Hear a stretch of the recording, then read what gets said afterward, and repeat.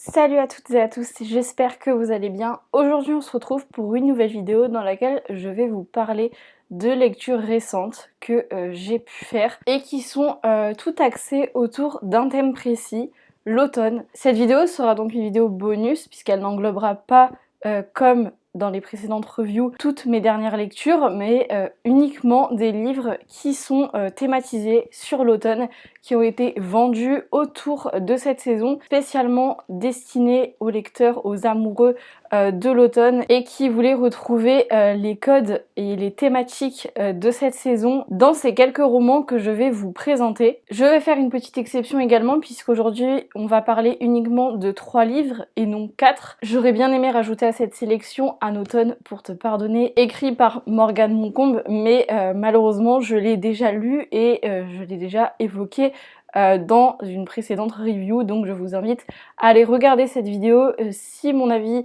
sur ce livre et si son résumé vous intéresse. Aujourd'hui on va donc se concentrer essentiellement sur ces 3 livres et on va donc commencer tout de suite par Le vent souffle sur Little Balmoral, qui est donc une romance et qui se déroule donc évidemment en automne comme chacun des livres que je vais vous présenter. Ce livre évoque donc les retrouvailles de Phèdre de Mai qui est originaire du Québec avec la France, pays où a vécu sa tante juste avant de malheureusement s'éteindre, laissant derrière elle un manoir à rénover qui va donc obliger Phèdre à retourner dans ce pays qu'elle a connu durant toute son enfance, où elle y a vécu des souvenirs mémorables et où elle y a rencontré son amour de jeunesse. Mais elle n'a pas envie de s'encombrer des formalités administratives imposées par sa tante qui exige que Phèdre soit présente pendant tous les travaux de restauration qui dureront quand même quelques années. Elle a un emploi de libraire au Québec et ce qui semblait être juste temporaire va s'avérer durer un long moment, des mois pendant lesquels Phèdre va ressasser son passé dans ce manoir où elle y a vécu une bonne partie de sa vie avant que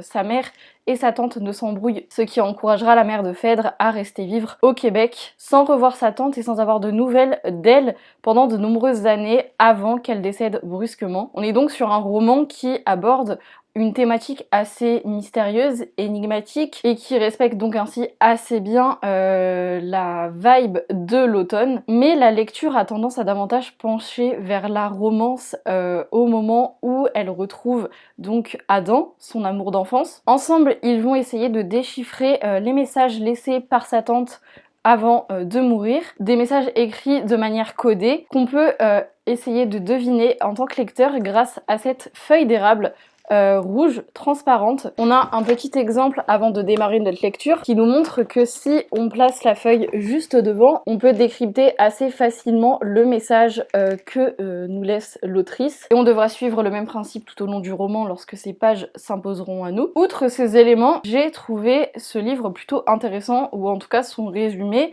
m'a vachement intriguée. Donc je me suis empressée de l'acheter et je l'ai dévoré au premier chapitre, mais ce qui a freiné ma lecture, c'est vraiment le côté romance qui s'impose beaucoup trop à mon goût, en tout cas dans le livre. Vous le savez sûrement, la romance n'est pas mon genre de prédilection. Je savais cependant que la plupart des lectures d'automne que j'ai achetées, en tout cas les lectures dont je vais vous parler dans cette vidéo, sont pour la majorité des romances. Donc je savais dans quoi je m'engageais, mais la manière dont je vous ai résumé le livre, c'est la manière dont il est présenté. On a vraiment une première partie très axée sur quelque chose d'assez mystérieux, qui rejoint plutôt le côté thriller qu'on attend des livres sur la thématique de l'automne. Et de l'autre, on a un côté un peu plus cosy, un peu plus chaleureux, qui est également très spécifique à l'automne, et qui nous fait comprendre qu'une relation amoureuse est possible entre les personnages, ou en tout cas que l'autrice s'engage à mélanger les deux. Mais ce qui m'a perturbée en tant que lectrice, c'est que pour moi cette relation n'est pas crédible et est légèrement bâclée. Pour moi, la manière dont sont faites les révélations à la fin du roman est beaucoup trop précipitée. Ça décrédibilise l'histoire et les relations qui se nouent entre les personnages qui étaient pourtant très intéressantes, très intrigantes. La manière dont sont amenées les retrouvailles de Phèdre et Adam est pour moi très dérangeante au premier abord.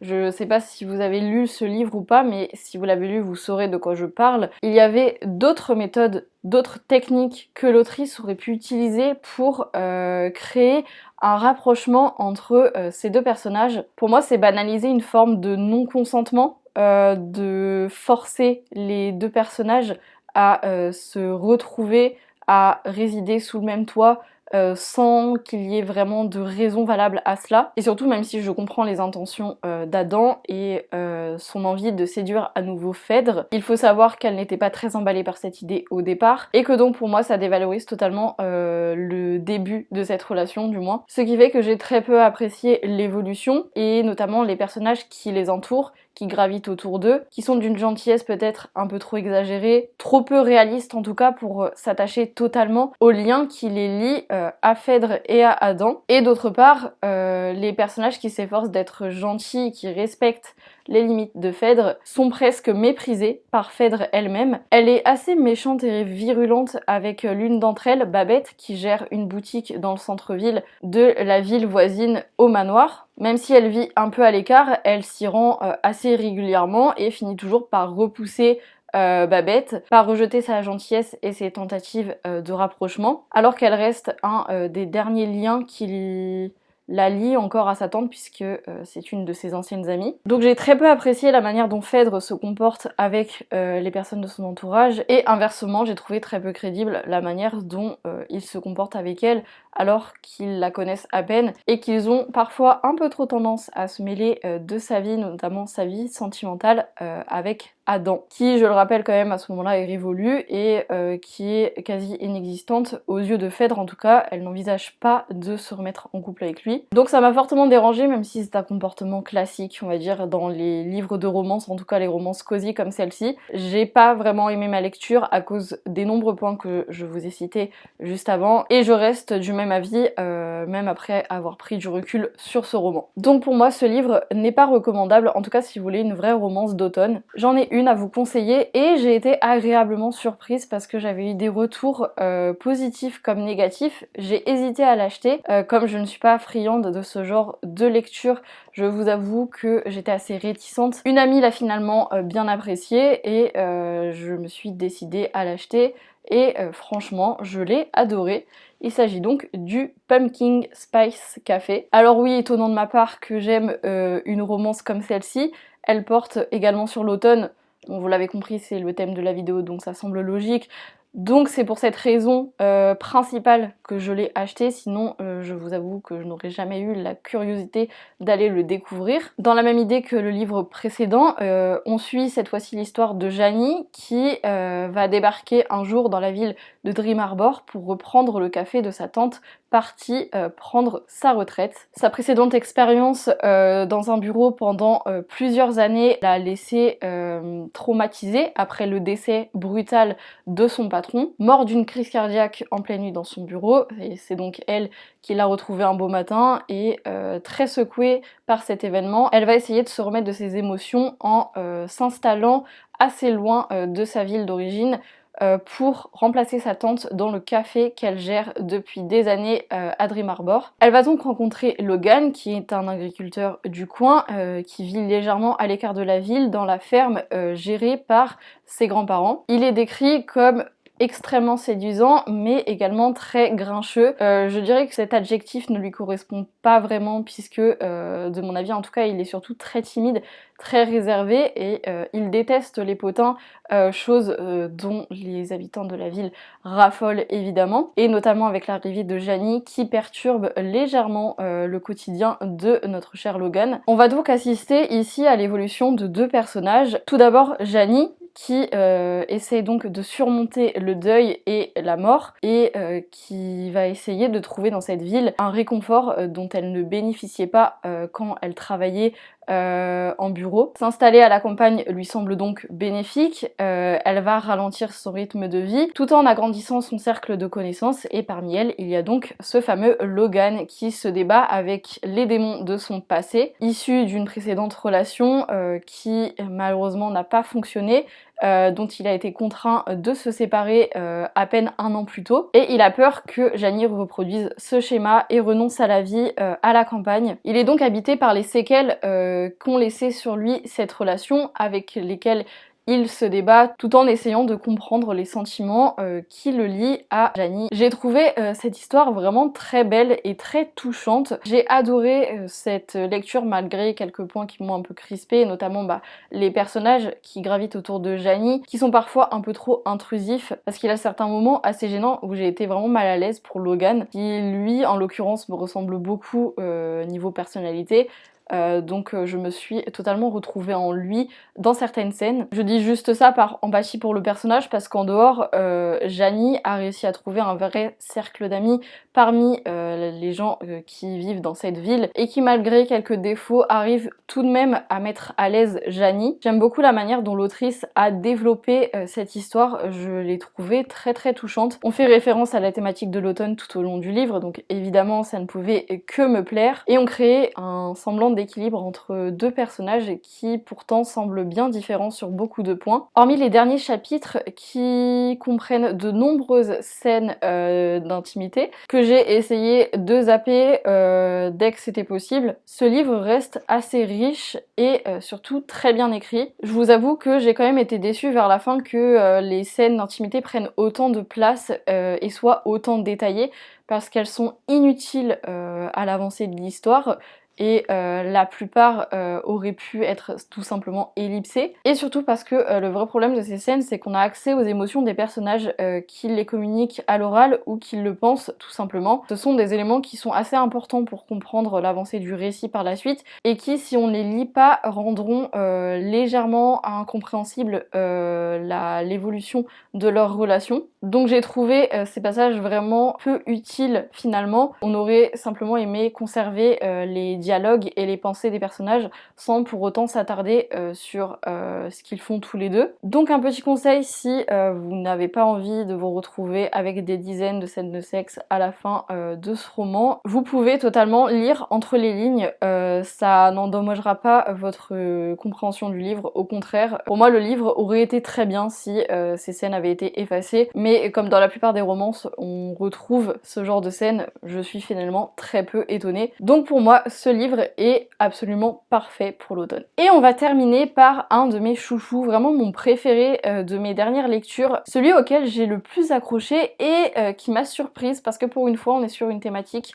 un peu plus proche de la saison d'automne, notamment d'Halloween, qui porte plutôt sur une enquête. Il s'agit donc des mystères de Beaton Cove. Je suis vraiment désolée pour ma prononciation, hein, vous le savez, moi et l'anglais ça fait deux. Ne vous moquez pas, je vous en supplie, parce que je ne suis pas sûre qu'en plus ça se prononce comme ça. On suit donc l'histoire de Ruby qui vient tout juste de perdre sa grand-mère au moment où démarre cette histoire. Elle décide donc d'emménager aux États-Unis après avoir vécu en France pendant 20 ans pour y suivre des études durant quelques années, exactement comme l'avait fait sa grand-mère lorsqu'elle était elle-même étudiante. Ruby rejoint donc un groupe d'étudiants internationaux qui est composé de 4 autres personnes en plus d'elle, et en parallèle de ses cours à l'université avec ses camarades, elle va exaucer le dernier souhait de sa grand-mère qui était de déposer un médaillon sur la tombe d'une certaine Emily Nolan, une amie qu'elle a donc rencontrée pendant ses propres études dans la même université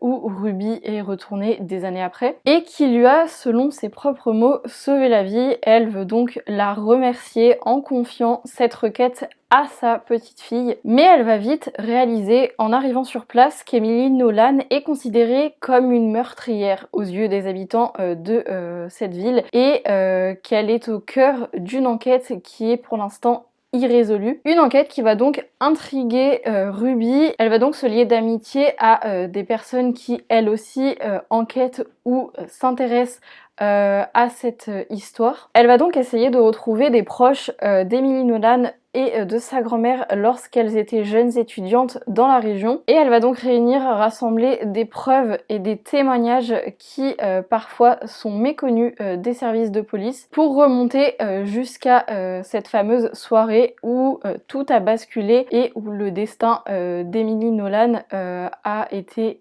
plus que lié à la grand-mère de Ruby. Parmi les membres qui vont enquêter sur cette histoire, il y a notamment un dénommé Charles qui qui s'intéresse de très près à cette histoire puisque c'est le sujet d'un de ses projets. Je sais plus s'il prépare une thèse ou un mémoire, mais je sais qu'il écrit quelque chose là-dessus et c'est ainsi que les deux héros vont se rapprocher. Ce livre est essentiellement basé, centré sur l'enquête que mène Ruby avec ses amis et je l'ai trouvée absolument prenante du début à la fin. J'ai vraiment adoré chaque élément de cette histoire et plus particulièrement j'ai adoré le dénouement et le retournement de situation qui pour ma part n'était absolument pas prévisible et qui m'a énormément surprise. Peut-être que parmi vous certains ont déjà lu ce livre et trouvé que l'intrigue était totalement prévisible, mais pour ma part je l'ai découvert sans me douter une seule seconde de ce que pouvait être le plot twist de cette histoire et j'ai vraiment pas été déçue. Je pense que parmi mes lectures récentes c'est en tout cas un énorme coup de cœur parce que j'ai vraiment adoré ce livre. C'est tout ce qu'on aime retrouver